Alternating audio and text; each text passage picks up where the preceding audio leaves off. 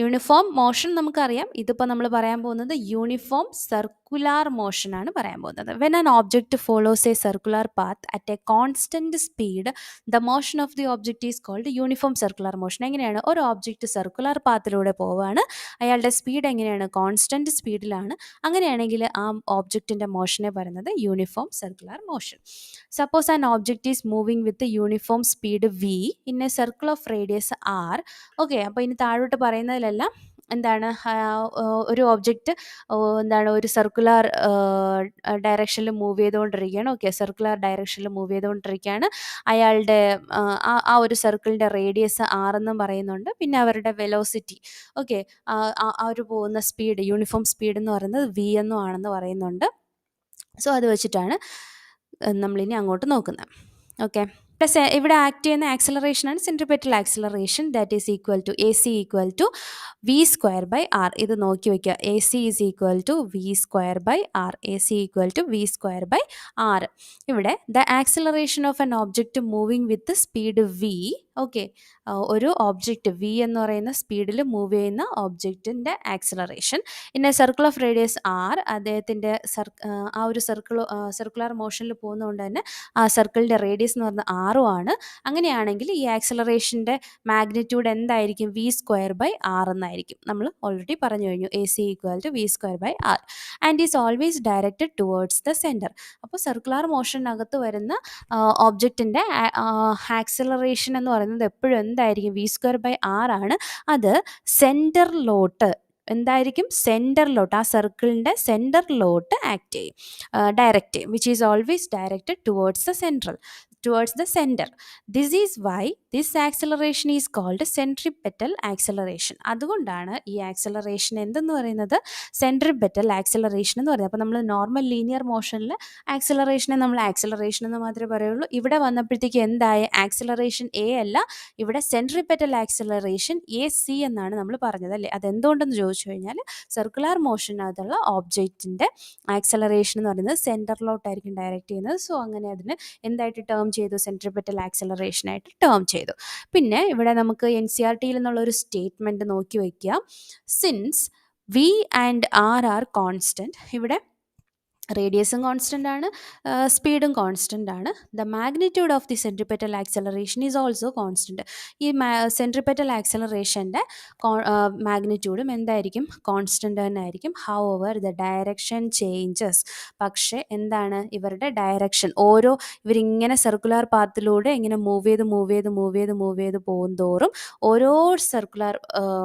ഓരോ പോയിന്റിലും ഇവരുടെ എന്തായിരിക്കും? ഡയറക്ഷൻ ചേഞ്ച് ആവും. ഓക്കെ, ഈ ഒരു ആക്സിലറേഷൻ്റെ ഡയറക്ഷൻ ചേഞ്ച് ആവും. Pointing always towards A centre. എപ്പോഴും സെൻറ്ററിലോട്ടാണ് പോയിൻ്റ് ചെയ്ത് വരുന്നത്. ബട്ട് എന്താണ്? അങ്ങനെ പോയിൻ്റ് ചെയ്യുന്നത് കൊണ്ട് തന്നെ ഇവരുടെ ഡയറക്ഷൻ ഓരോ പൊസിഷനിലും ചേഞ്ച് ആയി വരും. Therefore, a centripetal acceleration is not a constant vector. ഈ ഒരു സ്റ്റേറ്റ്മെൻറ്റ് നോക്കി വയ്ക്കുക. ഓക്കെ, അപ്പോൾ സെൻട്രിപെറ്റൽ ആക്സിലറേഷൻ എന്ന് പറയുന്നത് എന്താണ്? Not a constant vector. Because സ്പീഡും ആറും കോൺസ്റ്റൻ്റ് ആണ് ആയതുകൊണ്ട് സെൻട്രിപെറ്റൽ ആക്സിലറേഷൻ്റെ മാഗ്നിറ്റ്യൂഡും കോൺസ്റ്റൻ്റ് ആയിരിക്കും. ബട്ട് അവരുടെ ഡയറക്ഷൻ എപ്പോഴും ചേഞ്ച് ചെയ്തുകൊണ്ടേയിരിക്കും, സെൻറ്ററിലോട്ട് പോയിൻ്റ് ചെയ്തുകൊണ്ടേയിരിക്കും. Therefore, centripetal acceleration is not a constant vector. അടുത്ത് നോക്കുന്നത് ആംഗുലാർ ഡിസ്റ്റൻസ് ആണ്. ഓക്കെ, ആംഗുലാർ ഡിസ്റ്റൻസ് ആണ് അടുത്ത് നോക്കാനുള്ളത്. As the object moves from P to P dash. Okay, ഒരു സർക്കിളായില്ല, 1 സെക്കൻഡ്. ഓക്കെ, ഒരു ഓബ്ജക്റ്റ് സർക്കുലർ മോഷനിൽ ഇങ്ങനെ മൂവ് ചെയ്യാണ്. ഓക്കെ, സർക്കുലർ മോഷനിൽ മൂവ് ചെയ്യാണ്. അപ്പോൾ ഈ ഒരു പോയിൻ്റ് പിയും ഈ ഒരു പോയിൻ്റ് പി ഡാഷ് എന്ന് കൊടുക്കുകയാണ്. ഓക്കെ, P dash. As the object moves from P to P dash. ഈ ഒരു പിയിൽ നിന്ന് പി ഡാഷിലോട്ട് ഓബ്ജക്റ്റ് ഇങ്ങനെ മൂവ് ചെയ്യാണ്. In time delta t. അവിടുത്തെ ടൈം ഡിഫറൻസ് എന്ന് പറഞ്ഞാൽ എത്രയാണ്? ഡെൽറ്റ ടി, ഇനീഷ്യൽ ടൈമും ഫൈനൽ ടൈം തമ്മിലുള്ള വ്യത്യാസം. ഡെൽറ്റ ടി ടൈമിൽ ഇവരെവിടെയാണ്? പിയിൽ നിന്ന് പി ഡാഷ് എന്നുള്ള പോയിന്റിൽ എത്തിയിരിക്കുകയാണ്. അങ്ങനെയാണെങ്കിൽ turns through an angle delta തീറ്റ. ഇയാൾ എന്ത് ചെയ്യാണ്? ഒരു ഒരു റേഡിയസ് ഉണ്ടാവുമല്ലോ, ഈ ഒരു സർക്കിളിന് ഒരു റേഡിയസ് ഉണ്ടാവും. പിന്നെ ഇതിൻ്റെ സെൻറ്ററിലോട്ട് എന്ത് ചെയ്യണം, നമ്മൾ നോക്കിക്കഴിഞ്ഞാൽ ഇത്രയും ഡിസ്പ്ലേസ്മെൻറ്റ്, ഇത്രയും ഡിസ്റ്റൻസ് അവർ ട്രാവൽ ചെയ്തു അല്ലേ. സോ ഇതുമായിട്ട് എന്ത് ചെയ്യാണ്, ഒരു ആംഗിൾ മേക്കപ്പ് ചെയ്യാണ്. അതിനെ നമുക്ക് തീറ്റ അല്ലെങ്കിൽ ഡെൽറ്റ തീറ്റ എന്ന് ഡിനോട്ട് ചെയ്യാം. ഓക്കെ, അതാണ് ഡെൽറ്റ തീറ്റ എന്ന് ഡിനോട്ട് ചെയ്യാം. ഇതാണ് എന്ത് പറയുന്നത്, ആംഗുലർ ഡിസ്റ്റൻസ് എന്ന് പറയുന്നത്. ഓക്കെ, അപ്പോൾ ഇയാൾ പോയ ഡിസ്റ്റൻസ് നമുക്ക് നോക്കാം, എന്താണ് ഈ പിയിൽ നിന്ന് പി പ്രൈം വരെയുള്ള ഡിസ്റ്റൻസ്. അങ്ങനെ പോകുമ്പോഴുള്ള ആംഗുലർ ഡിസ്റ്റൻസ് എന്ന് പറയുന്നത് ഡെൽറ്റ തീറ്റയാണ്. ഓക്കെ, അങ്ങനെയാണെങ്കിൽ ഇവിടുത്തെ ആംഗുലർ സ്പീഡ് എന്ന് പറയുന്നത് ഒമേഗയാണ്. ആംഗുലർ സ്പീഡ് എന്ന് പറയുന്നത് ഒമേഗ. സോ ഡെൽറ്റ തീറ്റ എന്താണ്, ആംഗുലർ ഡിസ്റ്റൻസ്. പിന്നെ ഇവിടുത്തെ ആംഗുലർ സ്പീഡ് എന്താണ്, ഒമേഗ.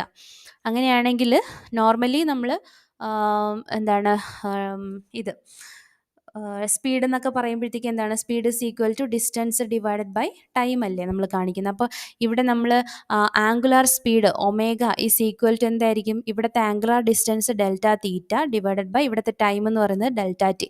സോ ആംഗുലാർ സ്പീഡ് എന്ന് പറയുന്നത് delta theta by delta t ആണല്ലോ. ഈ ഒരു ഇക്വേഷൻ ഓർത്ത് വയ്ക്കുക. Angular speed is equal to angular speed omega is equal to delta theta by delta t. Delta theta എന്ന് പറയുന്നത് ആംഗുലാർ ഡിസ്റ്റൻസും ഡെൽറ്റ ടി എന്ന് പറയുന്നത് ഇവിടുത്തെ ടൈമും. ഇനി അടുത്തൊരു ഇക്വേഷൻ, നമ്മുടെ സ്പീഡും അതുപോലെ ആംഗുലാർ സ്പീഡും തമ്മിലുള്ള റിലേഷനാണ് v is equal to r omega. R is equal to എന്താണ്, ആർ എന്ന് പറയുന്നത് റേഡിയസ് ആണ്. സോ നമ്മുടെ ലീനിയർ വെലോസിറ്റി ആംഗുലാർ വെലോസിറ്റി തമ്മിലുള്ള റിലേഷൻ ആയതെന്നുള്ള രീതിയിൽ ക്വസ്റ്റ്യൻ വരാം. So v is equal to എന്താണ്, ആർ ഒമേഗ. അതുപോലെ അടുത്തൊരു ഇക്വേഷനാണ് നമ്മുടെ സെൻട്രിപെറ്റൽ ആക്സലറേഷൻ. ഓൾറെഡി നമ്മൾ പഠിച്ച ഇക്വേഷൻ എന്താണ്, വി സ്ക്വയർ ബൈ ആർ അല്ലേ പഠിച്ചത്, വി സ്ക്വയർ ബൈ ആർ.